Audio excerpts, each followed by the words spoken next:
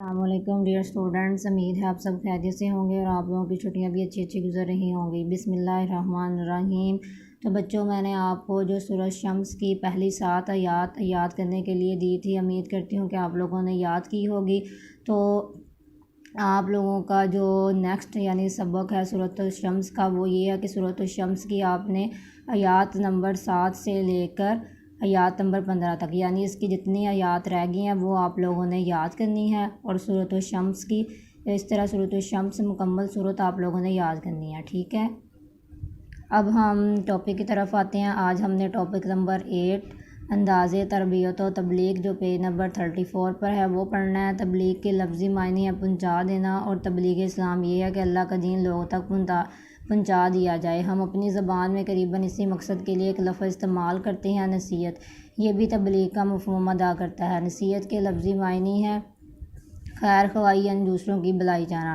رسول صلی اللہ علیہ وآلہ وسلم نے فرمایا، دین نام ہی خیر خواہی کا ہے۔ اس خیر خواہی کا دائرہ ہر شخص تک پھیلا ہوا ہے، اور اس کا فیضان پوری انسانیت کو ملنا چاہیے۔ خیر خواہی کی انتہا یہ ہے کہ نبی پاک صلی اللہ علیہ وآلہ وسلم نے خود تکلیفیں اٹھا کر اور اذیتیں جھیل کر لوگوں کو جہنم کا ایندھن بننے سے بچانے کی پوری کوشش فرمائی۔ اللہ تعالیٰ نے فرمایا کہ تم لوگ آگ کے گڑھے کے کنارے پر تھے، اللہ تعالیٰ نے تمہیں اس میں گر کر ہلاک ہونے سے بچا لیا۔ تبلیغ کے لفظی معنی کیا ہے؟ پہنچا دینا۔ اور تبلیغ اسلام یہ ہے کہ اللہ تعالیٰ کا دین لوگوں تک پہنچا دیا جائے۔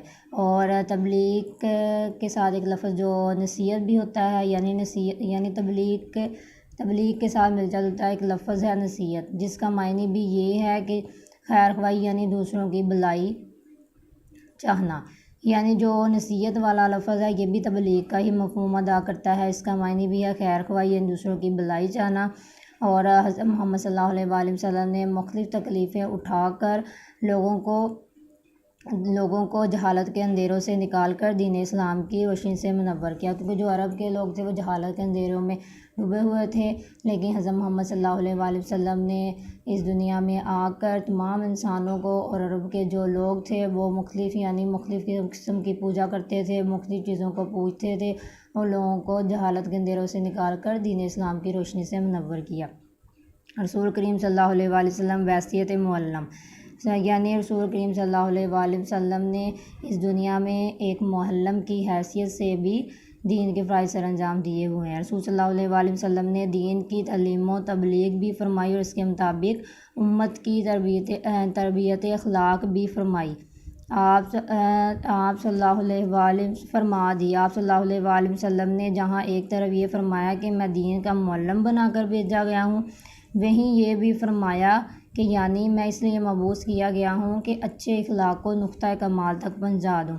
حضرت محمد صلی اللہ علیہ وآلہ وسلم نے یہ بھی فرمایا کہ میں دین کا معلم بنا کر بھیجا گیا ہوں۔ آپ صلی اللہ علیہ وآلہ وسلم نے مختلف طریقوں کے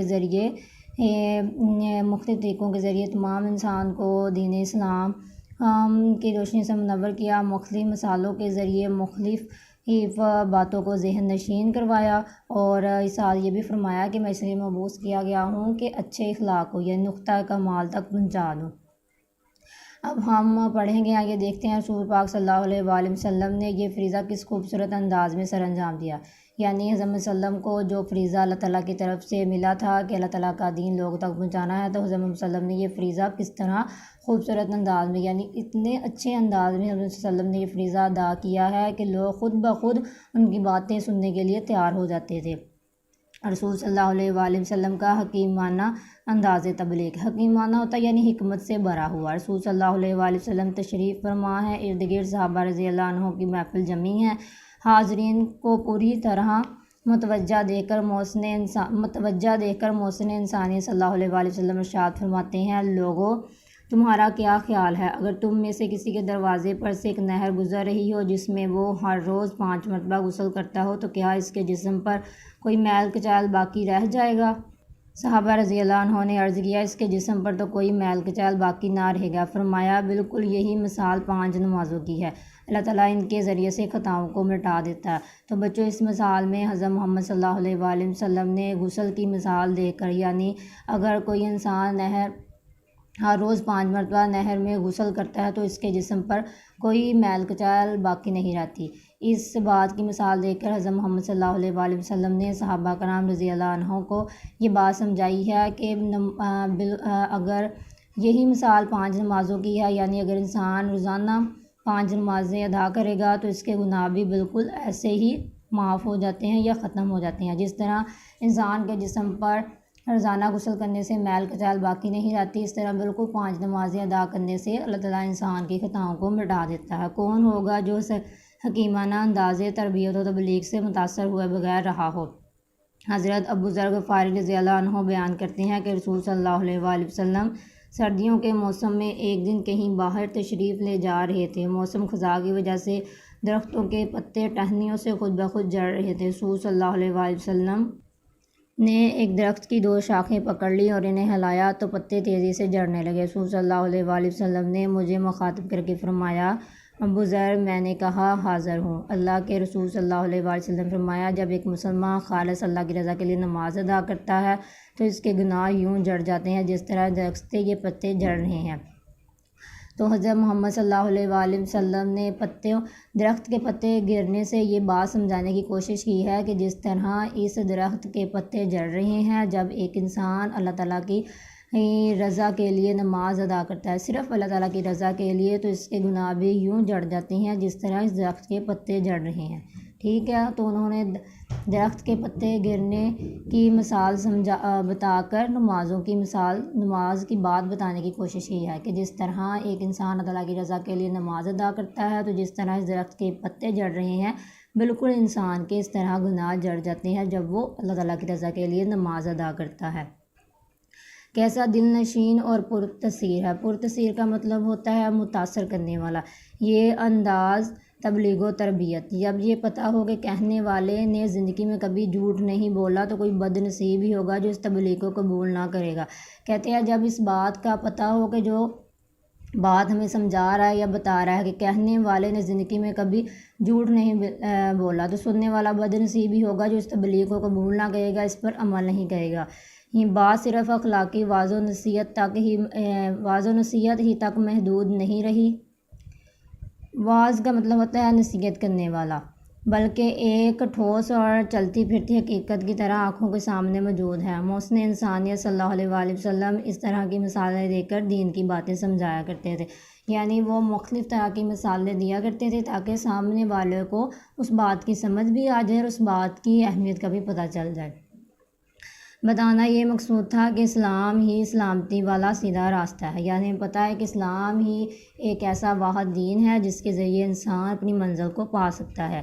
اس مفہوم کو ذہن نشین کرانے کے لیے رسول صلی اللہ علیہ وآلہ وسلم نے ایک سیدھی لکیر کھینچی جو ایک خاص منزل کی طرف سیدھی جا رہی ہے اور اپنا راستہ بڑی آسانی اور کامیابی سے طے کر رہی ہے۔ اس سے ہٹ کر رسول صلی اللہ علیہ وآلہ وسلم نے کچھ آڑی ترچھی لکیریں کھینچی اور دکھایا کہ ان کے ذریعے انسان منزل مقصود حاصل نہیں ہو سکتی، انسان کو منزل مقصود حاصل نہیں ہو سکتی۔ سلامتی کا راستہ صرف درمیان والا سیدھا راستہ صراط مستقیم ہی ہے۔ اس طرح رسول صلی اللہ علیہ وآلہ وسلم نے مثالی خاکے کے ذریعے زندگی کی بہت بڑی سچائی واضح فرما دی، یعنی حضرت محمد صلی اللہ علیہ وآلہ وسلم نے پہلے ایک سیدھی لائن لگائی، پھر اس سے ہٹ کر کچھ آڑی ترچھی لکیریں لگا دی۔ بات بتانے کا مقصد یہ تھا کہ جو سیدھی لائن ہے وہ صرف صراط مستقیم کی طرف جاتی ہے، یعنی اگر انسان سیدھے راستے پر چلتا رہے گا، جو سیدھی لائن ہے اس راستے پر، سلامتی والے راستے پر چلتا رہے گا تو اپنی منزل کو پا لے گا، لیکن اگر وہ اس لائن سے ہٹ کر چلے گا تو اپنی منزل کو حاصل نہیں کر سکتا۔ رسول صلی اللہ علیہ وآلہ وسلم نے ہاتھ بلند فرمایا، مٹھی بند کی اور ساتھ ساتھ 2 انگلیاں اٹھائیں۔ ذہن نشین یہ کرانا تھا کہ یتیم کی سرپرستی اور امداد کرنا بہت بڑی نیکی ہے۔ فرمایا، میں یتیم کی کفالت کرنے والا جنت میں اس طرح قریب ہوں گے جس طرح یہ 2 انگلیاں ایک دوسری سے قریب ہیں۔ کون مسلمان ہوگا جو یہ آرزو نہ کرے کہ اسے جنت بھی مل جائے اور جگہ بھی رسول صلی اللہ علیہ وآلہ وسلم کے قدموں میں نصیب ہو جائے، یعنی اس دنیا میں ہر انسان کی یہ خواہش ہوتی ہے کہ اسے جنت میں بھی جگہ ملے اور حضرت محمد صلی اللہ علیہ وسلم کے قدموں میں جگہ نصیب ہو۔ تو حضرت محمد صلی اللہ علیہ وسلم نے فرمایا، یہ اس شخص کی آرزو یا خواہش پوری ہوگی جو انسان یتیم کی کفالت یعنی اس کی حمایت کرتا ہے، یعنی جو شخص یتیم کی کفالت کرے گا تو وہ قیامت کے دن حضرت محمد صلی اللہ علیہ وآلہ وسلم یتیم کی کفالت کرنے والا جنت میں اس طرح قریب قریب ہوں گے جس طرح یہ دو انگلیاں ایک دوسرے کے قریب قریب ہیں۔ یعنی انہوں نے انگلیوں کی مثال دے کر یہ بات سمجھائی ہے کہ یتیم کی کفالت کرنے والا قیامت کے دن میرے ساتھ اس طرح قریب قریب ہوگا جس طرح یہ دو انگلیاں قریب قریب ہیں۔ رسول صلی اللہ علیہ وآلہ وسلم کو کسی بات پر زور دینا ہوتا تو ایک جملے کو بار بار دہراتے تھے، بات کی مناسبت سے آواز اور لہجے میں تیزی یا نرمی اختیار فرماتے، لوگوں کو متوجہ کرنے کے لیے کبھی کوئی سوال کرتے اور کبھی کسی سوال کو بار بار دہراتے، بات لمبی نہ کرتے، تھوڑے سے وقت اور مختصر لفظوں میں پورا مفہوم ادا کر دیتے۔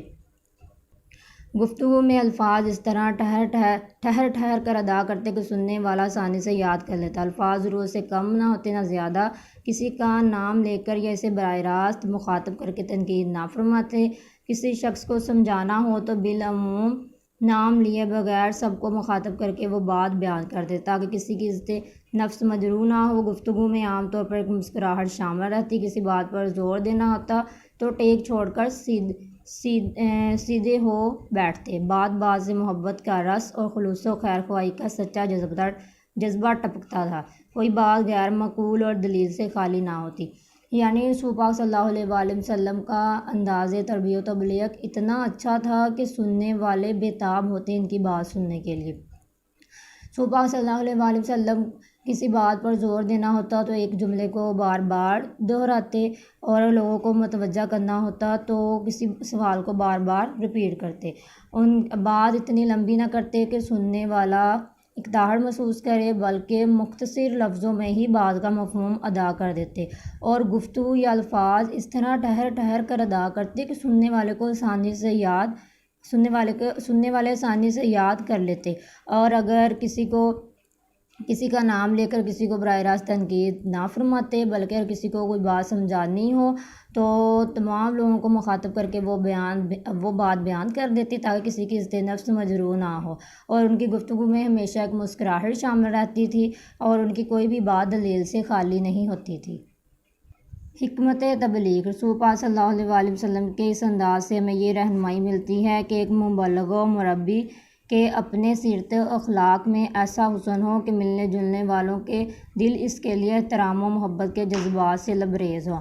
مبلغ و مربی یعنی مبلغ کا مطلب ہوتا ہے پہنچانے والا، مربی نگران یعنی پہنچانے والا نگران۔ کہتے ہیں کہ جو ہم نے پیچھے پڑھا ہے کہ رسول پاک صلی اللہ علیہ وآلہ وسلم کے اس انداز سے ہمیں یہ رہنمائی ملتی ہے کہ جو پہنچانے والا نگران یعنی جو تبلیغ کرنے والا ہو اس کے سیرت و اخلاق میں ایسا حسن ہو کہ ملنے جلنے والے کے دل میں اس کے لیے احترام و محبت، یعنی جو انسان سے ملتے ہیں ان کے دل اس کے لیے احترام و محبت کے جذبے سے لبریز ہونے، لبریز کا مطلب ہوتا ہے بھرا ہوا، اور وہ اس کی بات پوری توجہ سے سننے کے لیے بےتاب ہوں، اور گفتگو ایسے وقت میں کی جائے جب لوگ اسے سننے کے لیے آمادہ ہوں، اگر لوگ متوجہ نہ ہوں تو مناسب وقت کا انتظار کیا جائے اور پھر کوئی دلچسپ اور اہم سوال کر کے لوگوں کی توجہ اپنی طرف مبذول کرا لی جائے تاکہ سب لوگ آپ کی بات سننے کے لیے پوری طرح متوجہ ہو جائیں۔ گفتگو سادہ اور آسان الفاظ میں کی جائے جو مخاطب کی ذہنی سطح کے مطابق ہو اور وہ اسے آسانی کے ساتھ سمجھ سکے،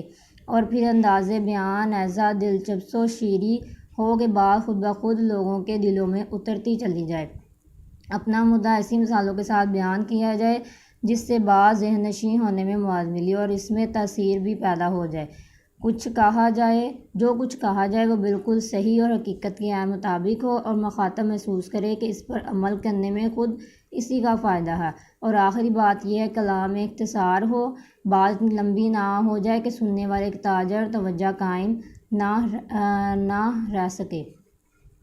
یعنی انہوں نے اس ٹاپک میں یہ بات کی ہے کہ جیسے حضرت محمد صلی اللہ علیہ وآلہ وسلم کا انداز تربیت و تبلیغ تھا، یعنی وہ مختصر بات کرتے اور اگر کوئی گفتگو کرتے تو ٹھہر کر کرتے تاکہ سننے والے کو اچھے طریقے سے بات سمجھ آ جائے، اور ان کی بات اتنی لمبی بھی نہیں ہوتی تھی کہ لوگ اکتاہٹ محسوس کریں، اور ان کی کوئی بھی بات دلیل سے خالی نہیں ہوتی تھی، اور اگر کسی کو کوئی بات سمجھانی ہو تو وہ سب کو مخاطب کر کے وہ بات بیان کر دیتے تاکہ کسی کی عزت و نفس مجروح نہ ہو۔ تو ہمیں بھی ایسے ہی چاہیے کہ ہم بھی حضرت محمد صلی اللہ علیہ وآلہ وسلم کے طریقہ کار کو اپنائیں، بالکل انہی کے طریقوں کو مد نظر رکھ کر دوسروں کو بات سمجھائیں تاکہ دوسروں کو یہ بات سمجھنے میں آسانی ہو، اور آپ جو بھی بات سمجھانا چاہتے ہیں یا ان کو ذہن نشین کروانا چاہتے ہیں وہ بالکل حقیقت کے عین مطابق ہو، کیونکہ جو سننے والا ہے یا جو آپ کی بات سن رہا ہے اس کو یہ سن کر یہ محسوس ہو کہ یہ بات بالکل صحیح ہے اور اس پر عمل کرنے سے اس کا خود کا ہی فائدہ ہے۔ یہ ہادی برحق صلی اللہ علیہ وآلہ وسلم کے انداز تبلیغ کا کمال ہی تھا کہ جس نے چند سال میں عرب کی پوری سرزمین کو جہالت کے اندھیروں سے نکال کر اسلام کے نور سے منور کر دیا۔ پیارے رسول صلی اللہ علیہ وآلہ وسلم کا یہ انداز تبلیغ و تربیت ہمارے لیے مشعل راہ ہے۔ ہمیں چاہیے کہ ایک طرف انسانیت کی ہمدردی و غم و خساری کے جذبے سے لبریز ہو کر اسے دوزخ کا ایندھن بننے سے بچانے کے لیے ہمارے دل بےتاب ہوں، اور دوسری طرف رسول صلی اللہ علیہ وآلہ وسلم کے اسوہ حسنہ سے روشنی حاصل کر کے انسانیت کی بھلائی و خیر خواہی کے لیے پوری دردمندی اور خلوص کے ساتھ تبلیغ و تربیت میں لگ جائیں۔ کہتے ہیں یہ حضرت محمد صلی اللہ علیہ وآلہ وسلم کے انداز تبلیغ کا ایک کمال تھا کہ انہوں نے چند سال کے عرصے میں ہی عرب کے لوگوں کو جہالت کے اندھیرے سے نکال کر دین اسلام کی روشنی سے منور کر دیا۔ تو ہمیں بھی چاہیے کہ حضرت محمد صلی اللہ علیہ وآلہ وسلم کی پیروی کرتے ہوئے اس دنیا میں جو بھی انسان ہے جو ابھی بھی دین اسلام سے دور ہیں تو انہیں دین اسلام ان کی تبلیغ و تربیت کر کے انہیں دین اسلام کی روشنی سے منور کر دیں۔ تو اب ہم اس کی مشق کی طرف آتے ہیں۔ تو مشق میں سب سے پہلے سوال جواب ہیں۔ پہلا سوال ہے یعنی جو تفصیلی سوال ہے، ہمارا پہلا سوال ہے دروازے پر نہر کی مثال سے رسول صلی اللہ علیہ وآلہ وسلم نے 5 وقتہ نماز کی اہمیت کیسے واضح فرمائی؟ تو اس کا جواب ہے بچے پیج نمبر 34 پر، رسول صلی اللہ علیہ وآلہ وسلم کا حکیمانہ انداز تبلیغ یعنی اس پیراگراف میں ہے۔ یہاں پہ محسن انسانیت کا بھی مطلب یعنی رسول صلی اللہ علیہ وآلہ وسلم ہوتا ہے، تو آپ یہ بھی لکھ سکتے ہیں اور یہ بھی لکھ سکتے ہیں۔ رسول صلی اللہ علیہ وآلہ وسلم ارشاد فرماتے ہیں یہاں سے لے کر سوال نمبر 1 لوگوں تمہارا کیا خیال ہے، یہاں سے لے کر اللہ تعالیٰ ان کے ذریعے سے خطاؤں کو مٹا دیتا ہے، یعنی یہاں سے لے کر یہاں تک آپ لوگوں کا سوال نمبر 1 کا جواب ہے۔ ٹھیک ہے، اس طرح میں پھر ایک مرتبہ ایسے کر کے بتا دیتی ہوں، یہاں سے لے کر یہاں تک سوال نمبر 1 کا جواب ہے۔ آگے نیکسٹ ہے دوسرا سوال، دروازے اور نہر والی اس مثال میں ہمارے لیے کیا سبق ہے؟ تو بچے یہ میں نے لکھا ہوا ہے، آپ لوگوں کو بتاتی ہوں۔ اس مثال میں ہمارے لیے یہ سبق موجود ہے کہ نماز گناہوں کو اس طرح دھو ڈالتی ہے جس طرح نہر میں نہانے کے بعد جسم کا میل کچیل دھل جاتا ہے، اور جس طرح دروازے کے آگے نہر بہہ رہی ہو تو اس میں نہانا آسان ہو جاتا ہے، کہیں دور نہیں جانا پڑتا۔ اس طرح نماز کی ادائیگی بھی آسان ہے، آپ قریب کی مسجد میں نماز آسانی سے ادا کر سکتے ہیں۔ ہم سب کو نماز پابندی سے ادا کرنی چاہیے۔ تو اس سوال میں مثال میں انہوں نے یہ سبق بتایا کہ جس طرح گھر کے سامنے دروازے کے سامنے نہر میں نہانے سے انسان کے جسم کا میل کچیل دھل جاتا ہے، یعنی دروازے کے آگے نہر بہہ رہی تو اس میں نہانا آسان ہے۔ اسی طرح جب انسان نماز ادا کرتا ہے تو نماز کی ادائیگی بھی آسان ہے، تو اس کے تمام گناہ مٹ جاتے ہیں، یعنی اللہ تعالیٰ تمام گناہ معاف فرما دیتا ہے، اور آپ قریب کی مسجد میں نماز کی ادائیگی نماز آسانی سے ادا کر سکتے ہو۔ ٹھیک ہے، اور نیکسٹ سوال نمبر 3 ہے، آپ صلی اللہ علیہ وآلہ وسلم نے ایک خسار سیدھا درخت کی مثال سے حضرت ابو ذر غفاری رضی اللہ عنہ کو کیا بات ذہن نشین کروائی؟ تو اس کا جواب ہے پیج نمبر 34 پہ لاسٹ پہ، یہاں پہ حضرت ابو ذر غفاری رضی اللہ عنہ بیان کرتے ہیں 34 پیج پر لاسٹ پہ جو لائن ہے، یہاں سے سوال نمبر 3 کا جواب پیج نمبر 35 پر، جس طرح اس درخت سے یہ پتے جڑ رہے ہیں، یہاں تک سوال نمبر 3 کا جواب ہے۔ ٹھیک ہے، نیکسٹ ہے سوال نمبر 4 یتیم کی کفالت اور صراط مستقیم کی مثالیں بیان کریں۔ اس کا جواب بھی بچے میں نے لکھا ہوا ہے، آپ لوگوں کو بتاتی ہوں۔ اس کا جواب ہے ہمارے پیارے نبی صلی اللہ علیہ وآلہ وسلم نے یتیم کی مدد اور اس کی سرپرستی کو نیکی قرار دیا ہے۔ حضور اکرم صلی اللہ علیہ وآلہ وسلم نے ایک دفعہ مٹھی بند کی اور ساتھ والی 2 انگلیاں اٹھائی اور فرمایا یتیم کی کفالت کرنے والا اور میں اس طرح جنت میں قریب قریب ہوں گے۔ جس طرح یہ انگلیاں قریب قریب ہیں۔ تو یہ پہلے یتیم کی کفالت کرنے والے کی مثال، اور دوسری ہے صراط مستقیم سے مراد اسلام کا سیدھا راستہ ہے۔ آپ صلی اللہ علیہ وآلہ وسلم نے ایک سیدھی لکیر کھینچی جو ایک خاص منزل کی طرف سیدھی جا رہی تھی اور اپنا راستہ بڑی آسانی اور کامیابی سے طے کر رہی تھی، اور اس کے برعکس صلی اللہ علیہ وآلہ وسلم نے کچھ آڑی ترچھی لکیریں کھینچیں اور دکھایا کہ ان کے ذریعے انسان کو منزل حاصل نہیں ہو سکتی۔ سلامتی کا راستہ صرف درمیان والا سیدھا راستہ ہے۔ تو یہ بچوں آپ کے سوال نمبر 4 کا جواب تھا، ٹھیک ہے۔ آگے نیکسٹ سوال نمبر 5، صلی اللہ علیہ وآلہ وسلم کے انداز تربیت و تبلیغ کے نمایاں خدوخال بیان کریں، یعنی ان کا انداز بیان کرنا ہے۔ تو یہ بھی میں نے لکھا ہوا ہے، آپ لوگوں نے نوٹ کرنا ہے۔ رسول صلی اللہ علیہ وآلہ وسلم کے انداز تربیت و تبلیغ مندرجہ ذیل تھے، بات بات پر زور دینے کے لیے ایک جملہ بار بار دہراتے تھے، لہجہ نرم اور پرتاثیر ہوتا، بات مختصر مگر جامعہ ہوتی، آپ صلی اللہ علیہ وسلم کے الفاظ سننے والے کو آسانی سے سمجھ آ جاتے، کسی پر تنقید نہ فرماتے، ایسی کوئی بات نہ کرتے جس سے کسی کی عزت نفس مجروح ہو، ان کے چہرہ مبارک پر بات کرتے وقت نرم مسکراہٹ ہوتی اور ہر بات میں دلیل ہوتی تھی۔ یہ سوال نمبر 5 کا جواب ہے۔ نیکسٹ اب ہم مشق کی طرف آتے ہیں، خالی جگہ پر کریں۔ تبلیغ کے معنی ہیں ڈیش دینا، پہنچا دینا۔ نمبر 2، دین نام ہی ڈیش کا ہے، خیر خواہی۔ نمبر 3، میں معلم بنا کر ڈیش گیا ہوں، بھیجا۔ نمبر 4، بات اتنی ڈیش نہ ہو جائے کہ سننے والے اکتا جائیں، لمبی۔